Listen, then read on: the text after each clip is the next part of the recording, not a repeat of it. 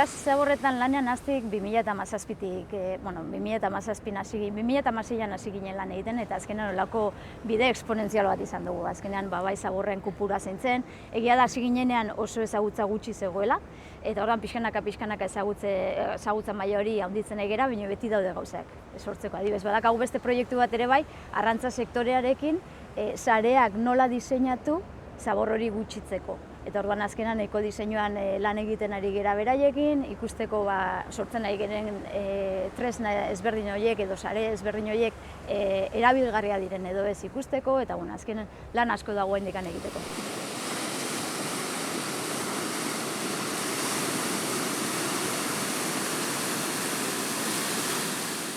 Euskal Kostaldean dugun itsas zabor eta mikroplastiko kopurua jakiteko azkenan ere ezberdina daude. Alde batetik laginketa zientifikoa egingo dugu, bai ibaietan eta bai hondartzetan eta uretan, kostaldeko uretan, baina baita ere egitearren zientzien bitartez, lagin ezberdinak hartzeko aukera izango dugu.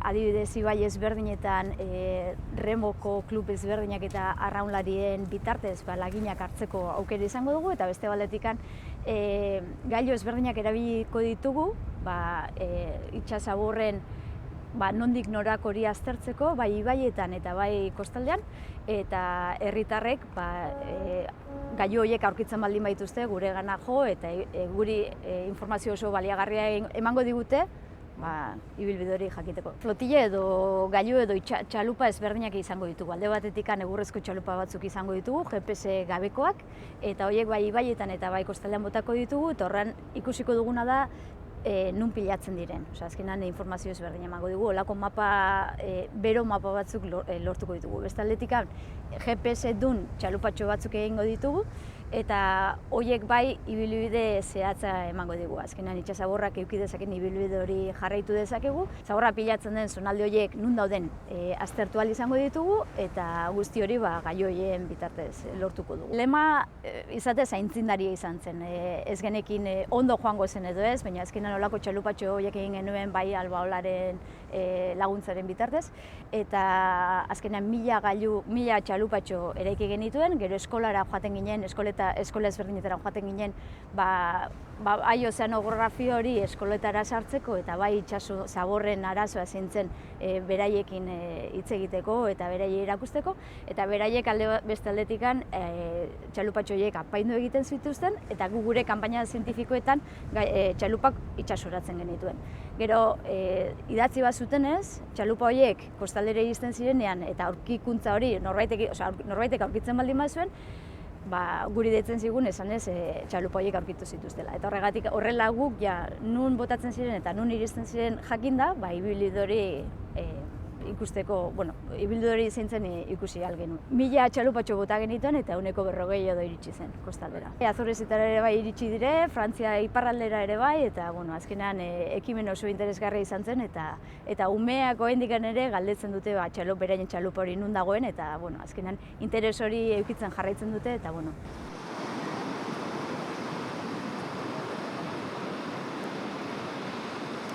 askotan itsas zaborrei buruz hitz egiten dugunean, itsas plastikoei buruz hitz egiten dugu, gehien bat 80% edo gehiago plastikoz egina daudelako. Egia da, gero, ibaietara joaten baldin bazara, kopuru hori gutxitzen dela. Azkenan igual plastikoak 70-60 izan daiteke. Gero hor metal gehiago aurkitzen dugu, paper gehiago aurkitzen dugu, eta beste motatako plastikoak aurkitzen ditugu. Baina ez edukiaz gain bezik, eta baita ere tamaina ere bai garrantzitsua da gai honetan, ze azkenan makro zaborrek eragin bat izango dute itsas faunarengan, eta mikroek beste eragin badute. Eta horregatik garrantzitsua da bai makroak tamaina handikoak aztertze eta bai tamaina txikikoak. Zer esanik ez, nanoak direnak, ze horiek zeluletara iristen direla ere bai antzeman da, eta ikerketa asko dago egiteke, baina eginda ere bai badago, eta ikusten dena da plastikoa toki guztietan dagoela. Azkenan hastik ikerketa aplikatu egiten du. Azkenan ikusi nahi duguna da ze kopuru dagoen, zeinek sortzen duen, ze motatako zaborra dagoen, gero mota hori zein den baldin badakigu, azkenean hori sortzen duenarekin hitz egin dezakegu. Adibidez, 150 ikusi genuna zen, Urazalean zegoen 150 arrantza sektoretik zetorrela. Eta horrek albidetu digu guri arrantza sektorearen gana joan eta beraiekin irtenbide ezberdinak diseinatzen hasteko. Eta orduan azkenan horretan dihardugu ere bai. Beraiekin elkarlanean, itsasabor horiek edo sareak edo beste arrantzatik datozten beste osagai horiek gutxitzeko ahaleginetan gaude. Gehien bat Legorretik dator, bai hemen, baina baita ere beste munduko toki guztietan izaten dena da 70% ibaietatik datorrela, hau da Legorretik dator. Horregatik oso garrantzitsua da ibaiak aztertzea, orain arte ez ziren aztertuak izan, normalean ikerkuntza itsasoetan oinarritua zegoen, baina orain ibaietara sartu gera eta ibaietan ze gertatzen den aztertu nahi dugu. Orain arte ikusi dugunarekin bai ikusten dugu zonalde ezberdinetan pilatzeko joera dakala. Adibidez, iparraldeko uretan gehiago pilatzen da Gipuzkoako edo Bizkaiko uretan baino. Horrek ez du esan nahi iparraldekoek gehiago kutsatzen dutenik, baizik eta esan nahi duena da Biarritz batean edo iparraldeko pareo horretan Bizkaiko golkoan edo Kantauri itsasoan dugun zabor hori ara joateko joera dakala. Eta gero ere baita ikusi duguna da, zaborra itsasoan momentu konkretu batzutan, olako ibai edo errekatxo batzutan pilatzen dela, eta hor pilatzen dena oso esanguratsua da. Eta horregatik ahaleginak egiten nahi gera, zonalde horiek edo errekatxo horiek zegatik sortzen diren aztertzeko.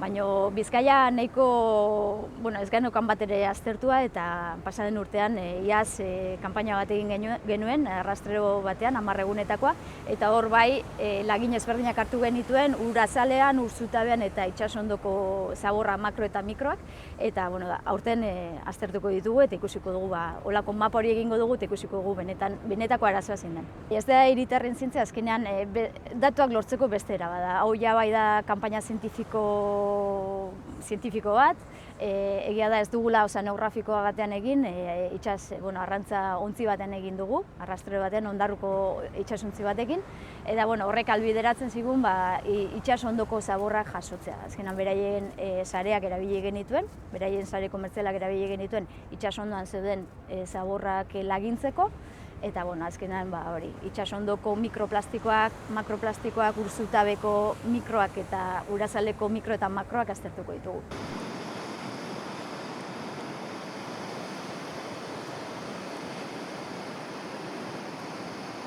Ikusi genuena da, lantze guztitan, egin genituen lantze guztitan zaborra aurkitu genula. Eta lantze bakoitza, azkenan sarea 15 minutuz arrastratzen lanean eduki genuen, eta pentsa dezazuten, azkenan 15 minutu horietan beti aurkitzen genuen zaborra. Eta hori, azkenan, beti esaten dut, itsasoa ura kenduko baldin genuen, olako larre bat ikusten baldin genuen, ikusiko genuen 15 minututan zaborra dagoela, orduan hori ikusten baduzu, espazio guzti horretan, horrek esan nahi duena da, itsasondoa oso kutsatuta dagoela. Ibaiak aztertzea funtsezkoa da, azkenan dakagun kopuru handi hori ibaietatik dator. Horregatik azkenan Ulisesen behintzat gutxienez, Zadorra, Nerbioi eta Deba ibaiak aztertuko ditugu, eta ibaiaren tramo ezberdinetan bai laginketak egingo ditugu. Orduan zenbat mikroplastiko dagoen aztertuko dugu urtaro ezberdinetan. Hori ezegatik handa garrantzitsua, zeren kopuruaren arabera, udal ezberdinekin hitz egin dezakegu, zuek toki honetan hainbeste dakazute, eta igual ikusi dezakeguna da baita ere, iturria zein den, igual hor enpresaren dago zaborra sortzen duena, edo igual zenbat eta datu gehiago eduki, azkenan sortzen duen horrekin hitz egiteko aukera gehiago eman dezakeguke. Eta bestaldetik, bokaleetan ere bai, olako kamera batzuk jarriko ditugu, eta kamera horiek ura monitorizatuko dute, eta badituzte horrelako algoritmo adimendu batzuk egiten dutena da, zaborra pasatzen den, zabor hori kontatu egiten du, eta baita ere esate izuna da ze tipologiatakoa den. Zabor poltsa bat den, edo lata bat den, edo horrela. Horrela, azkenean, monitorizazio horreri esker, ikusiko duguna da ibaietan ze gertatzen den. Guretzat kezkagarria da, azkenan gure ekosisteman etzen plastikorik egon beharko eta egon badago eta asko gainera. Azkenan ikusi duguna da, itsasoko datuekin alderatuta, Mediterraneoan ditugun kopuruen antzekoak ditugu hemen gure kostaldean, eta kontutan izan behar duguna da, azkenean herrialde ezberdinak ditugula bai Mediterraneoan eta hemen, kudeaketa sistema ezberdinak ere bai, eta guk Gure hipotesia zen hemen gutxiko zegoela, baina ikusi duguna da kopuru handiak direla eta larriak direla ere bai. Lan handia da, azkenan hartzen dugun lagin bakoitzeko ordu asko pasatzen ditugu laborategian guzti hori aztertzeko. Zu pentsa, 15 minutoko arrastre egiten duzu, eta ez duzu plastiko hartzen bakarri, baizik eta plaktonare bai hartzen duzu, eta itxasuan dagoen beste gauza asko. Orduan azkenan materia organikoak kendu behar duzu, gero digestio bat egin behar duzu materia organikorik kentzeko, gero banan plastiko hori petri disko batean jarri behar duzu, azkenan laborategiko lana handia da.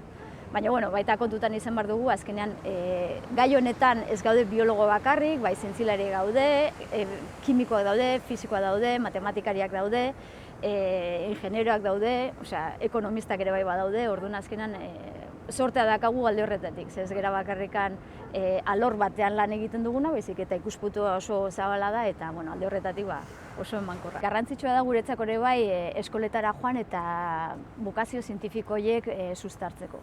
Aukera ematen digulako, ez? Azkenan ume gazteak eta neskak ere bai joera dute karrera batzutara joatekoak, eta azkenan zientzian emakumeen presentzia bai handia da eta beharrezkoa da, eta horregatik albideratzen digu ikastetxetara jun eta gaia guzti hauetaz hitz egiteko.